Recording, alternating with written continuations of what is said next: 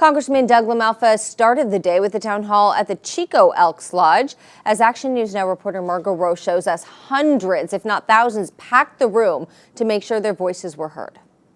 And you're a little loose with the word fascism when there's plenty of it going on the other side of the aisle.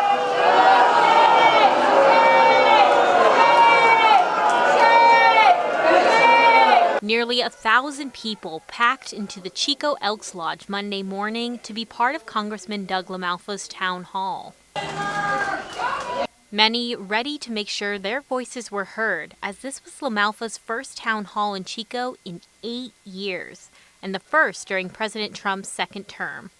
There were a number of issues and topics brought up during the town hall, from funding cut concerns to Medicaid, veterans' health care, public education and public media, to topics like the Epstein files and the Israel and Hamas conflict.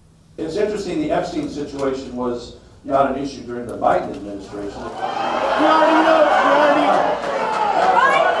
Throughout the 90-minute town hall, as soon as LaMalfa started to give an answer, it was met with the booming voices of the crowd, making it difficult to hear the answer.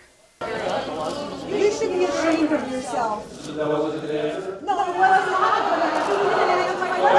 wasn't. Many told me afterwards they weren't satisfied with the congressman's responses.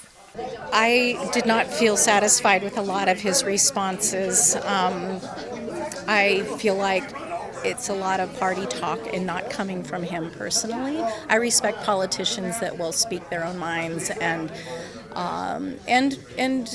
challenge their legislative partners. But just kind of dismissing people, that's not a good thing. And I think that is some of how he came across. On the flip side, some people were disrespectful, and I didn't like that either.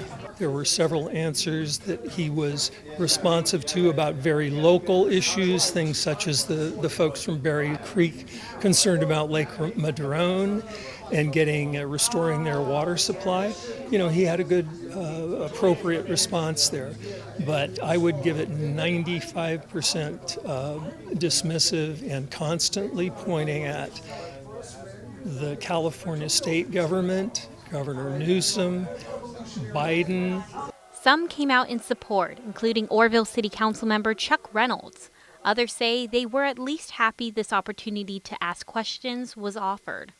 What I take away from it is that this was positive to have this meeting. I think that whoever's in office should hold these kinds of meetings a couple of times a year and get the issues out on the table. Moving forward, majority of folks are hoping LaMalfa's office can be more responsive, especially when it comes to his constituents, and host more town halls throughout the year.